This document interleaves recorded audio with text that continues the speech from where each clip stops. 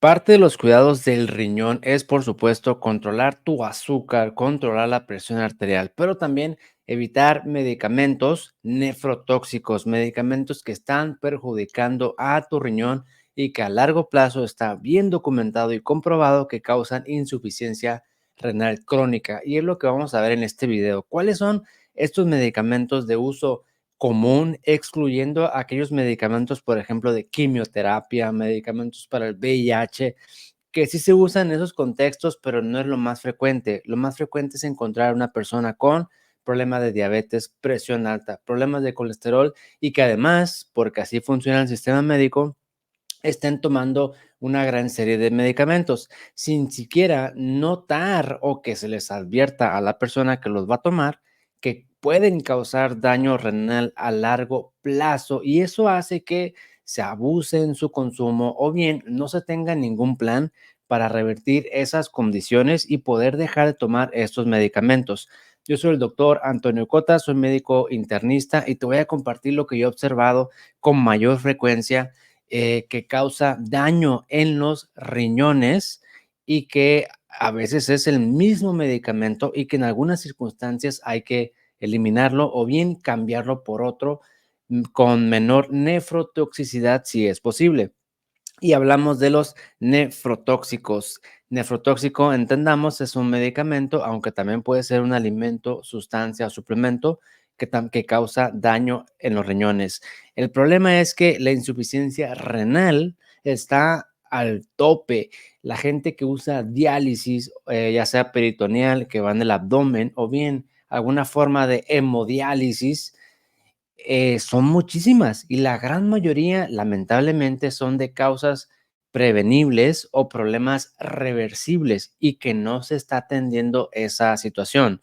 Generalmente es por el azúcar alta, la diabetes, que es lo más común, pero también la presión arterial, ¿eh? Ojo, hay gente con hipertensión que toman medicamentos para bajar la presión arterial y que dicen, bueno, yo no tengo azúcar. La presión arterial, lo único que me tengo que preocupar es por el dolor de cabeza, que no me sumen los oídos y no tener un problema del corazón.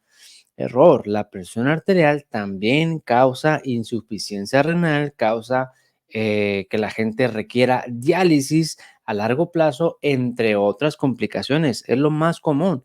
Y esta insuficiencia renal no se está previniendo, no se está detectando. Incluso en las personas que ya tienen diagnóstico de diabetes o presión alta, como que no se ahonda mucho, no se le pone mucha atención a ese funcionamiento renal. Uno ve los laboratorios y ahorita vamos a revisar signos de insuficiencia renal o signos de que a lo mejor esos medicamentos ya te están afectando o están mermando la capacidad de filtro y también de absorción de esos riñones y que no se le presta atención y que muchas veces lo único que uno tiene que hacer, y esto lo veo casi todos los días durante las consultas, es simplemente revisar los laboratorios, nada más con lo que ya se han hecho, ¿eh? Ni siquiera son estudios especiales que uno pide, no. Simplemente, señora, déjeme ver sus análisis. Ah, esos son de ahorita. A ver, déjeme ver hace 3 meses. Y de hace 6 meses, ¿y cómo estaba hace un año? Y ahí se ve el declive, el declive y el deterioro en esa función renal. Y es cuando uno le dice: "Oiga, señor o señora, ¿usted ya sabía que tenía este detalle en los riñones?". "No, nunca me habían dicho nada".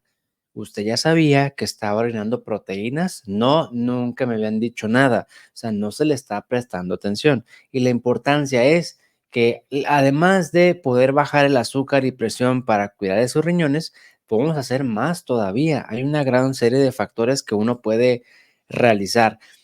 Si lo detectamos a tiempo, aquí viene el segundo punto, es una nefropatía reversible. Antes, cuando yo estudié la carrera de medicina, se decía, una vez que el daño comienza en los riñones, ya es un efecto en cascada, es un efecto dominó, una cosa lleva a la otra y ya, no se puede detener el daño. Pero hoy sabemos que no es así. Hay muchos problemas en los riñones que sí son totalmente recuperables. Tenemos en el hospital, por ejemplo, la lesión renal aguda, la enfermedad renal subaguda. Son contextos que sí tienen el potencial de subir ese filtrado glomerular, que es la forma en la que uno mide cómo funcionan esos riñones. Pero también tenemos, claro, en otros contextos, problemas en los riñones que ya no se revierten. Generalmente aquellos que ya tienen mucho tiempo, tienen bastante tiempo, meses, más de 3 meses al menos, y que además en el ultrasonido se observan cambios ya crónicos. Un riñón chico con ciertas cicatrices, por así decirlo, que bueno, los términos son diferentes, pero uno ve ya datos de cronicidad, o sea, datos de que ese riñón ya no es reversible, pero muchos sí son y que no se están documentando. Y que, ¿cuál es el impacto de esto? Por ejemplo, hace unos días vi una señora de 55 años con diabetes tipo 2, hígado graso, colesterol, ya saben, el tipo de enfermedades relacionadas al estilo de vida, ¿no? Todo eso ya lo sabía, pero cuando llegamos al riñón, oye, ¿usted sabía que funciona el 59% de acuerdo a estas fórmulas que tenemos? No, no sabía.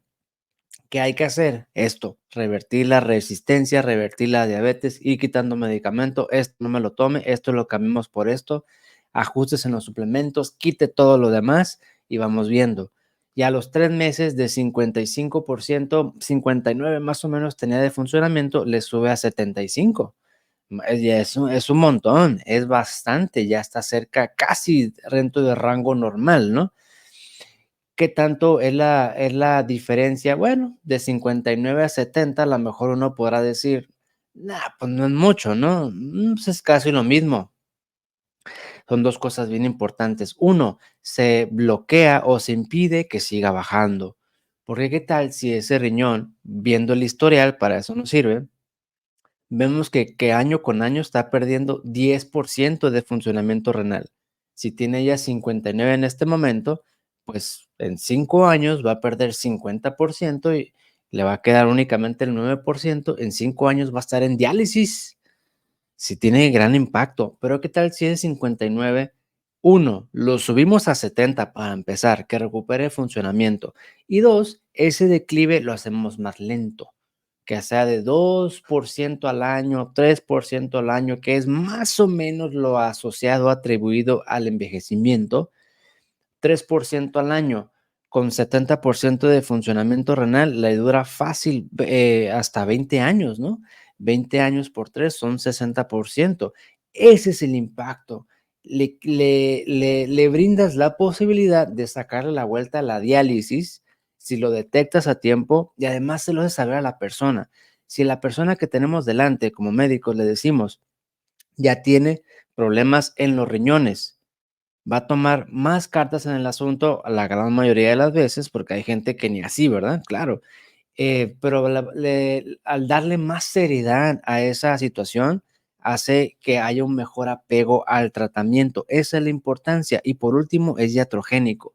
Hay medicamentos que tanto de los médicos como también las personas que padecen el problema se están causando problemas en los riñones por estar incluyendo medicamentos o sustancias nefrotóxicas, que en este caso es cualquier alimento, sustancias, suplementos, líquidos, medicamentos, etcétera, casi cualquier cosa que haga daño en los riñones. Y en el cuadrito de abajo pongo que el filtrado glomerular, FG, o a veces lo encuentran como EGFR, a veces viene así en el reporte de laboratorio, es cuánto están funcionando los riñones. Y lo normal, más o menos, para que no se los olvide, es como la presión arterial, 120/80. Así piénselo más o menos. Tiene que funcionar de un 120-80% el riñón. Si es menos del 80, como en este caso que te comenté, 59% está disminuido. Para alguien de 55 años, no, eso no cuadra, eso no es por la edad. Eh, es un daño que va más allá al ocasionado por el envejecimiento. Eso es, a grandes rasgos, de forma muy breve, lo que es un nefrotóxico. ¿Cómo uno puede ver si la persona está teniendo ya problemas en los riñones? Bueno, uno, la creatinina mayor a 1.0. ¿Cuánta gente no hay con creatinina en 1.1, 1.2? Oiga, ¿qué le han dicho a los riñones? Nada. ¿Cómo que nada? Eso ya como que anda ahí, es una alarma prendida, ¿no?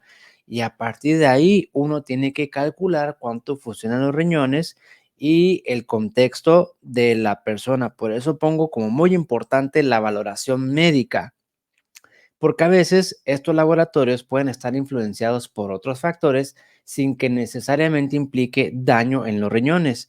A veces no, a veces es otra condición que inclusive puede ser hasta normal. Por ejemplo, las personas que tienen mucho músculo tienen por naturaleza creatinina más alta y eso no implica daño en los riñones, ¿no? Es simplemente su masa muscular, ¿no? Por eso la valoración médica es muy importante para tener un diagnóstico correcto. ¿Qué podemos ver? O nosotros, digamos, como pacientes, si vemos algo de esto, preguntarle a tu médico, oye, ¿cómo están mis riñones? No estaré batallando, no me conviene un ultrasonido, no me conviene ver a mejor al nefrólogo, al internista, para otra valoración más exhaustiva. Boom, urea altos en los análisis, puede ser signo de problemas en los riñones. Magnesio bajo, ojo, magnesio bajo, potasio alto. ¿Por qué el magnesio bajo? Bueno, pues los riñones, aparte de que filtran la sangre, producen orina para eliminar desechos, también cumplen una función importante, es absorber o reabsorber aquellas cosas que nuestro cuerpo necesita para que no se vayan por la orina. Y si nuestros riñones no están reabsorbiendo el magnesio, pues el magnesio se está orinando, se está perdiendo por la orina. Y eso indica que ya hay un daño en ese sistema renal, que no se están absorbiendo adecuadamente esos electrolitos, magnesio bajo, potasio alto, poca orina, siempre y cuando la persona esté bien hidratada, ¿no? Si la persona que tenemos delante no toma agua, pues claro que van a orinar poco. Eso no es un daño en el riñón, es una respuesta normal ante la deshidratación. ¿Qué hay que hacer? Pues hidratarse, ¿no? Espuma en la orina, eso también puede ser un indicio de que ya tenemos cierta afección renal. Ahora bien, puede que no tengamos ninguno de estos o puede que tengamos otros más. Si tenemos una sospecha fuerte de que algo está pasando, hay que ahondar más en ese estudio de los riñones. A lo mejor juntando la orina por todo un día, cuantificando las proteínas, un ultrasonido, otros marcadores de funcionamiento renal. La creatinina está disponible casi en cualquier laboratorio, pero también hay otros, por ejemplo, la cistatina es otra prueba de laboratorio en sangre, un poquito más precisa, por así llamarle, que la creatinina, pero no se puede realizar en cualquier laboratorio. Al menos en México todavía no está disponible en la gran mayoría. Sí hay muchos que lo hacen, pero podemos tener esa pequeña limitante, la cistatina, pero aquí lo importante es detectar alarmas. Hay alarmas prendidas, ahondar en el estudio y ponerle más prioridad y atención a ese problema del riñón. Si yo quiero cuidar mis riñones, los 3 puntos más importantes son controlar tu azúcar. Ojo, controlar tu azúcar no a expensas tanto de medicamento, ¿no? Si yo tengo 300 de azúcar, me voy a controlar tomando 3 metforminas al día y aparte me voy a poner la insulina rápida cada vez que se me suba. No, eso te va a perjudicar a largo plazo, a menos de que sea otro tipo de diabetes, ¿no? Pero generalmente hay que intentar revertir la diabetes. Eso es lo que en realidad te va a ayudar para cuidar el riñón. Actualmente estamos viendo un montón de casos de insuficiencia renal por la diabetes, tengan el azúcar alta o no, ¿eh? Azúcar alta, pues claro, es obvio, pero ¿qué hay con aquellos que tienen azúcar en 120, 140, con una hemoglobina glucosilada entre 7%, 6,5%? Aún así, la mayoría de estas personas llegan a diálisis. ¿Por qué? Si el azúcar no está tan alto, porque lo están bajando a expensas de una gran cantidad de medicamento. Es ahí el problema. Están enmascarando el problema, enmascarando la diabetes. Entonces, controlando tu azúcar, tratando de revertir. Lo mismo para la presión arterial, controlar la presión arterial tratando de revertir esa consecuencia. Y número 3, evitar nefrotóxicos, son los más importantes. También hay otros, que hay muchos otros factores que hay que tomar en cuenta para cuidar los riñones, pero aquí vamos a hablar de nefrotóxicos. El primero, amicacina, es un antibiótico que aunque hoy se usa un poquito menos que antes, todavía se sigue prescribiendo bastante. Esta amicacina, que es un medicamento generalmente inyectado, se está recetando mucho para gripas, infecciones respiratorias que no debería ser. Y esta amicacina frecuentemente causa insuficiencia renal y puede generar problemas graves que ya no se puedan revertir. No quiere decir que la micacina nunca hay que utilizarlo, no, tiene sus indicaciones muy específicas y es útil en ciertos contextos. Aquí nada más yo revisaría si a alguien le dieron amicacina durante las consultas, cuál sería el motivo, la indicación o qué tipo de infección tenía, ¿no? Si es una infección común, normal, no, no se debe hacer eso, hay que evitar en lo posible. Aquí también entra mucho el criterio médico, por supuesto. El consejo que yo le doy para ustedes, si le recetan amicacina, pregúntele al doctor si no es conveniente cambiarlo por otro o si es absolutamente necesario aplicarse ese que se le está indicando, ¿no? Si se puede cambiar por otro, el contexto clínico lo permite y también el criterio médico, mejor. Así evitamos este medicamento amicacina que no le va a perjudicar los riñones, sobre todo si hay alarmas en ese riñón. Si las alarmas están prendidas, es un riñón más frágil, más friable. Con tantito puede tener más deterioro. Si no hay ninguna alarma, a lo mejor nuestros riñones son más resistentes, pero no por eso vamos a abusar utilizando estos nefrotóxicos que tenemos aquí en esta pequeña lista, ¿no? Entonces, la micacina es de los más nefrotóxicos, más. Hay que tener mucha cautela a la hora de utilizar este. Y luego tenemos los medicamentos para el dolor. Ketorolaco, ibuprofeno son de los más comunes, también el naproxeno, que no viene incluido aquí, más comunes que más generan daño en los riñones. Hay otros medicamentos para tratar el dolor que también tienen ese riesgo, pero es ligeramente menor. Estos son los más perjudiciales para el riñón: ketorolaco, ibuprofeno, naproxeno. Si estamos tomando esos de vez en cuando, una vez al mes, cada 3 meses, no pasa nada, es muy poquito. El problema es para aquellas personas que tienen dolor crónico o bien por alguna otra circunstancia están utilizando estos medicamentos casi de diario, con bastante regularidad. Es ahí donde viene el problema. Generan insuficiencia renal crónica. Y si no paramos ese hábito, por así llamarle, o bien buscar la solución a ese dolor crónico, o si ese dolor de plano no va a ser, no es corregible por cierta complicación X, cambiarlo por otro que no tenga estos inconvenientes dentro de lo posible, porque sí hay bastantes opciones para manejo del dolor que no sean, que no tengan el riesgo tan alto de nefrotoxicidad.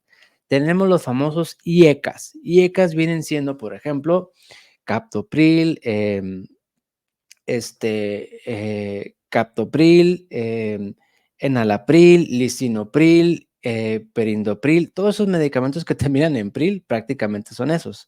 Iba a decir también losartán, telmisartán, que aunque son otro grupo farmacológico, más o menos los podemos integrar en estos porque ambos tienen un mecanismo de acción bastante similar, tienen una pequeña diferencia, pero ambos en ciertas ocasiones hay que quitar ese medicamento o cambiarlo por otro, porque también son considerados nefrotóxicos, pero esto depende mucho del contexto, ¿no? Si vemos una persona que toma estos medicamentos para la presión arterial y así ha estado pues, por años y su riñón no tiene problema, no hay razón para quitarlo, ¿no? Hay que continuar, pero manteniendo esa vigilancia. Pero si vemos a alguien que tiene un daño en los riñones de pocas semanas, de pocos días, y que la presión ahí pues, se mantiene más o menos bien, pero que ese riñón es la prioridad, vamos por ese riñón. Controlar azúcar, controlar presión, quitar nefrotóxico. ¿Sabe qué, señor, señora? Este medicamento, captopril, telmisartán, no se lo tome por ahora. Vamos a utilizar esto y vamos viendo cómo se recupera ese riñón, ¿no? Se logra recuperar, a lo mejor ya se puede reintegrar. También es importante considerarlo si ya tenemos problemas en los riñones. Lo único que tenemos que hacer es preguntarle a nuestro médico tratante, ¿será conveniente cambiarlo? ¿No me conviene o no por los riñones? ¿Qué otras opciones hay? Y ver cuál es la mejor opción. estatinas, atorvastatina, pravastatina, simvastatina, también son medicamentos asociados a cierta nefrotoxicidad, pero de nuevo, va a depender de cada caso en particular. Si vemos una persona que lo acaban de operar del corazón, tiene 2 stents, no se lo vamos a quitar, no, lo tiene que continuar, porque el riesgo de quitar el medicamento o cambiárselo es mucho mayor al posible beneficio de que no se tome el medicamento. Aquí viene mucho este punto, considerar el riesgo contra el beneficio de estar tomando o de no estar tomando estos medicamentos. Metformina también es uno de los medicamentos más nefrotóxicos que existen. Generalmente este problema renal se observa cuando ya han pasado años tomando el medicamento. Por aquello de que las personas piensen que al tomar un mes, 2 o 3 con metformina van a tener todas las complicaciones que hay acerca de este medicamento, generalmente no sucede así, a no ser que su sistema, su organismo ya esté muy, frágil, muy delicado y con tantita toxicidad, ya se desequilibre totalmente, pero generalmente no sucede así. Y el último, omeprazol, a lo mejor no has escuchado, pero los omeprazoles, esomeprazoles, lansoprazoles y todos esos tipos de medicamentos también tienen su riesgo de nefrotoxicidad y quizá conviene quitar, cambiar o, ¿por qué no?, ver qué genera esa gastritis, ver qué genera ese reflujo y ver si se puede corregir la causa de fondo, porque haciendo eso, uno en automático disminuye mucho la cantidad de medicamentos. Entonces, estos medicamentos son de uso muy frecuente que generan problemas en los riñones y que no se está observando, no se están ofreciendo alternativas, no se le da la prioridad a esos riñones y tenemos una estadística abrumadora. Diálisis, hemodiálisis, centros de salud, hospitales saturados, no hay cupo para recibir más gente en hemodiálisis por lo mismo, las enfermedades crónicas en aumento con un mal abordaje derivado de un montón de razones, por supuesto, y una de ellas es ver si no hay algún medicamento que te está afectando a esos riñones, porque ese riñón sigue bajando la función, a lo mejor hay que quitar esos, quitar, cambiarlos por otros, o bien, si se puede, revertir la situación y reducir la cantidad de medicamento, que sería lo ideal, aunque caso por caso. Yo soy el doctor Antonio Cota, soy médico internista. Espero haberte aportado con este video los medicamentos más nefrotóxicos que son bien importantes. Y no olvides en la definición, puede haber alimentos, sustancias, suplementos, líquidos que también te estén generando nefrotoxicidad para que consulte con su médico tratante qué tan conveniente es o beneficioso o riesgoso que continúe con estas otras alternativas, porque puede ser que algunos de ellos tengan daño en los riñones y no se esté dando cuenta.